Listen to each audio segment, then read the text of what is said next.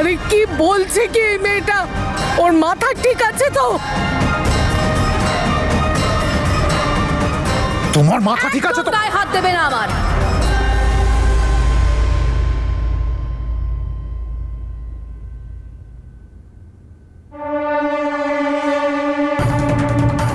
শান্ত হয়ে যা জ্যাসমিন, শান্ত, cool down. আরে অমৃত, তুমি বোঝাও না তোমার বড় দাদাকে। রাগ স্বাস্থ্যের পক্ষে হানিকারক।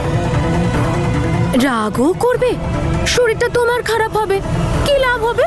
যখন আপনি বললেন আপনি শুধু বীরকেই ভালোবাসেন, আমার জন্য নিজের প্রতি কন্ট্রোল হারিয়ে গেছিল তনু ম্যাডাম। যাই না কেন পাগল হয়ে গেছিলাম। আর আপনার সাথে কি করে বসলাম।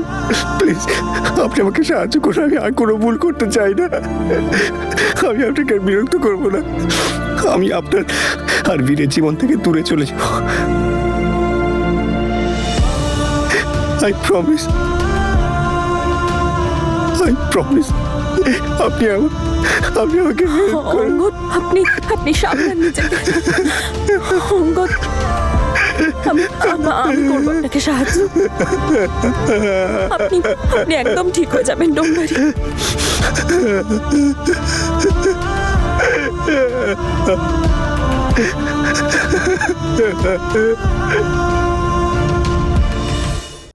তোর মাথা খারাপ হয়ে গেছে? এই বাড়ির অর্ধেক অংশ তো কি, এই বাড়ির এক টুকরো ইটও তুই পাবি না। আরে আঙ্কেল, ভাঙা ইট নিয়ে আমি কি করব? কপাল ঠোকার জন্য তো আপনারাই যথেষ্ট। আমি তো এসব শুধুমাত্র অমৃতকে বাঁচানোর জন্য। আরে ঠাম্মি, কি হলো আপনার? একটু জল খান প্লিজ। সরে যাও তুমি, আমার পরিবার শেষ করলো। দেখো, কারোর ভালো করতে নেই, ঠিকই বলে সবাই। দেখতে পাচ্ছ অমৃত?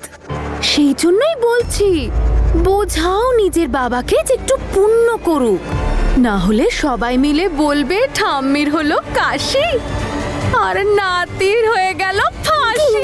জ্যাসমিন, তুই চুপ করবি, না হলে আমি। না গো, ও আমাদের সেই জ্যাসমিন নয় যে এক থাপ্পড়ে সব বুঝে যেত।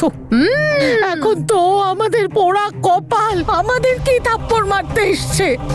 সামলাও তুমি নিজেকে।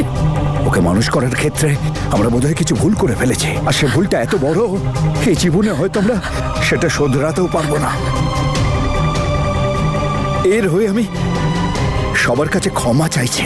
আমি ক্ষমা চাইছি দাদা, ক্ষমা করে দে আমায়, আর ক্ষমা করে দে এদের। চলে যায় এখান থেকে, চল। আরে অদ্ভুত ব্যাপার তো, হ্যাঁ? কেউ এসে হাত জোর করে ক্ষমা চেয়ে নিচ্ছে, কেউ পায়ে পড়ে ক্ষমা চেয়ে নিচ্ছে, কেউ আমার পেছনে ঘুরে ঘুরে ক্ষমা চাইছে। আরে কে জানে কোথায় পাওয়া যায় এত বড় মনের মানুষ যারা ক্ষমা করে দেয়। বাট আই এম সরি, আমার মন এত বড় নয়, আর আমি এত মহানও নই যে আমি ক্ষমা করে দেব, আর আমি এত মহান হতেও চাই না। আমি শুধু এখন একটা জিনিসই ভালো বুঝি, আর সেটা হলো প্রতিশোধ।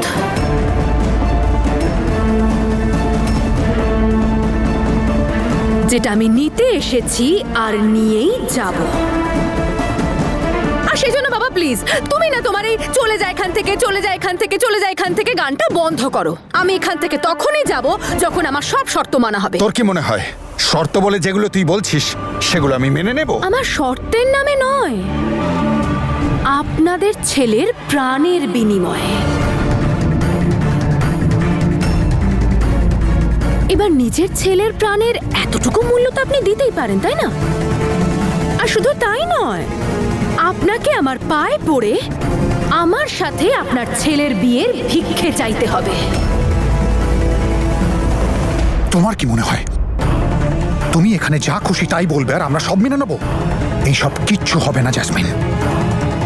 না তুমি এই বাড়ির বউ হবে, না এই বাড়ির অংশীদার।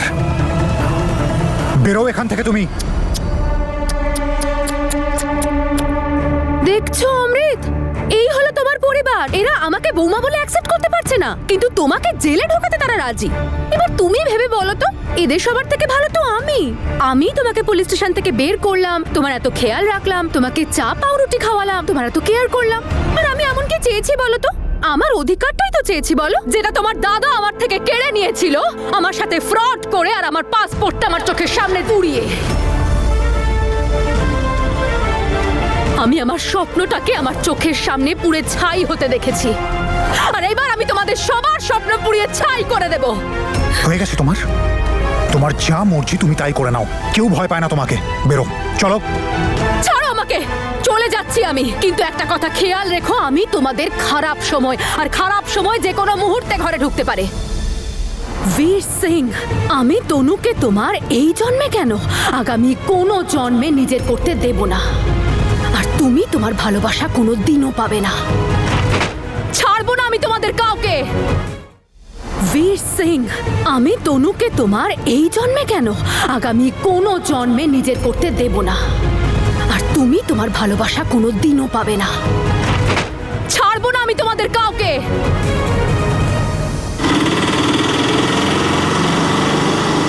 মা হয়তো বাবার ওষুধগুলো নিয়ে চিন্তা করছে, একবার ফোন করে জানিয়ে দিই। আরে ফোনের ব্যাটারিটাও এখনই ডেড হতে হলো। বাড়িতে সবাই চিন্তা করছে হয়তো। এমনিতেও জ্যাসমিনের সারপ্রাইজের কথাটা নিয়ে সবাই চিন্তা করছে। জানি না এই মেয়েটা আবার কি সারপ্রাইজ প্ল্যান করছে। দাদা দাদা, এটা তুমি কি করলে দাদা? ও আমাকে পুরো শেষ করে দেবে, ও আমাকে দিয়ে জেলায় ঘানি টানাবে দাদা।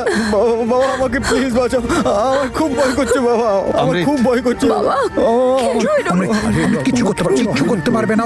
তুই শান্ত হ, তুই শান্ত হ, সবার আগে শান্ত তুমি হ। শুনলে না ও কি বললো? ও আমাকে জেলে ঢুকিয়ে দিতে চায়, আমার ফাঁসি হয়ে যেতে পারে দাদা, প্লিজ ওকে আটকাও, আর আমাকে বাঁচিয়ে নাও দাদা। চুপ, আমাকে বিশ্বাস করিস না তুই? আমাকে বিশ্বাস করিস না? হ্যাঁ, কিচ্ছু হতে দেবো না তোর। মা আমাকে প্লিজ বাঁচিয়ে নাও, আমার খুব ভয় করছে মা। আমি আছি তো, আমি আছি, কিচ্ছু হবে না। দাদা, ওর থেকে বাঁচার একটাই উপায় আছে, তুমি ওকে বিয়েটা করে নাও প্লিজ। ও তোমার সঙ্গে বিয়ে করতে চায়, তুমি প্লিজ বিয়েটা করে নাও, আমাকে বাঁচাও।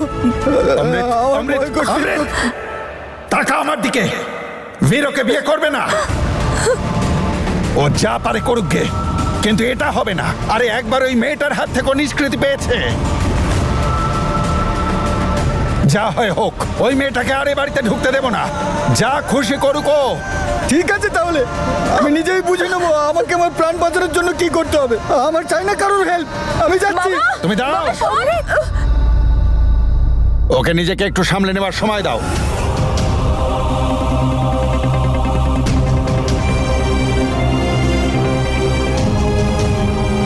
প্রথমে একটা ছেলের পেছনে লাগলো, এখন আবার আরেকটা ছেলের, দুটো ছেলেকে শেষ করে দিল এই মেয়েটা।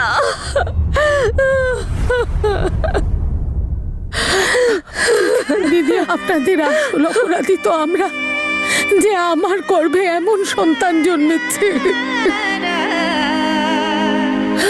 সম্ভব হলে আমাদের ক্ষমা করে দেবেন, আমাদের ক্ষমা করে দেবেন। আপনি নিজেকে কেন দোষারোপ করছেন?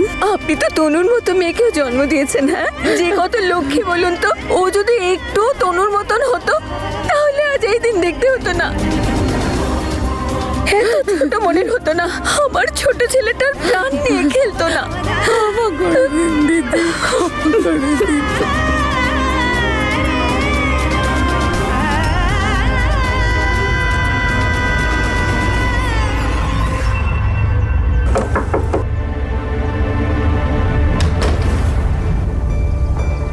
তনু, মা তুই?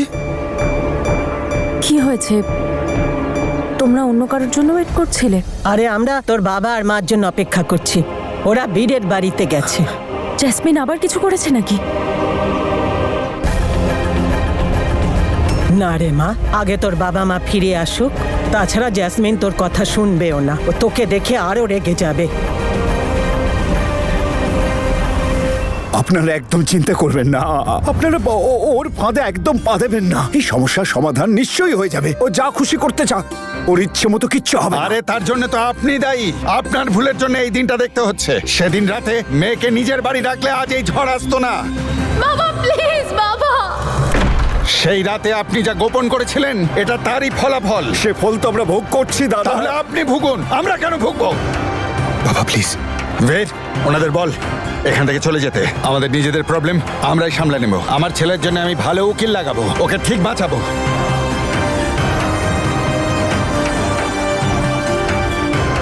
বীর আর তনু কি একসাথে মিলে জ্যাসমিন নামের এই ঝড়টাকে থামাতে পারবে?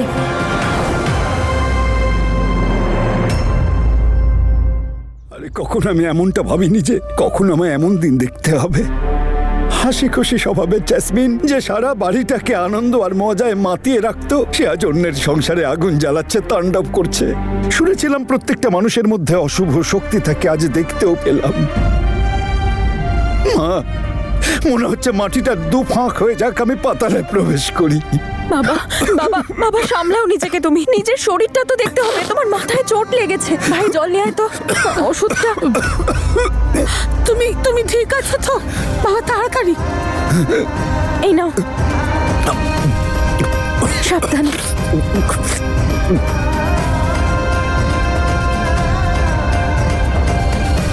মা, আমাদের এখন শক্ত থাকতে হবে।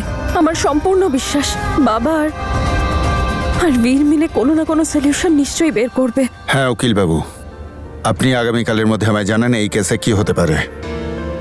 বাবা, আমার তো এটা ওয়েল সেট প্ল্যান মনে হচ্ছে। এইভাবে অ্যাক্সিডেন্টটা হওয়া, জ্যাসমিনের সেই সময় উপস্থিত থাকা, অমৃতকে বেলে ছাড়ানো, পুরোটাই তো প্ল্যান মনে হচ্ছে। তুই ঠিকই বলেছিস বীর, এসব এত সহজে মিটবে না। এসব ওই বদমাইশ মেয়েটার শয়তানি বুদ্ধি। আমি পুলিশের সাহায্য নেব, কিন্তু ওর সামনে আমি মাথা নিচু করব না। বাবা, তুমি যেটাই করতে চাও আমি তোমার সাথে আছি। আমরা কালকে পুলিশ স্টেশনে গিয়ে পুরো ব্যাপারটা জানবো যে কি হয়েছিল। বাবা, বীর, তোমরা সত্যি পুলিশ স্টেশন যেতে চাইছো? আরেকবার ভাব তুই বীর। দিদি, তুমি অমৃতকে একা ফেলে কেন এলে? বীর, অমৃতের কাছে মা আর মাহি আছে, কিন্তু তুই তো জানিস ওর নাম হলো জ্যাসমিন। ও কিন্তু সব প্ল্যান করেই এসেছে। ও নিজে তৈরি হয়ে এসেছে বলেই তো কনফিডেন্টের সঙ্গে হুমকি দিয়ে গেল। নিশ্চয়ই ওর মাথায় ভয়ঙ্কর কিছু একটা চলছে। ও ওদিকে একটা প্ল্যান করেছে আর আমরা এদিকে হাত গুটিয়ে বসে থাকবো? আমার পুরো বিশ্বাস আছে যে পুলিশের সাথে কথা বলে নিশ্চয়ই একটা উপায় বেরোবে।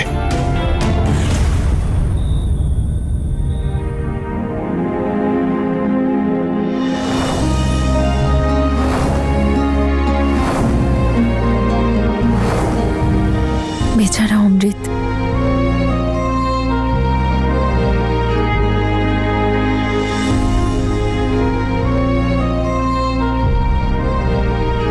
বীরেরও অবস্থা নিশ্চয়ই খুব খারাপ। জিজ্ঞেস করি একবার।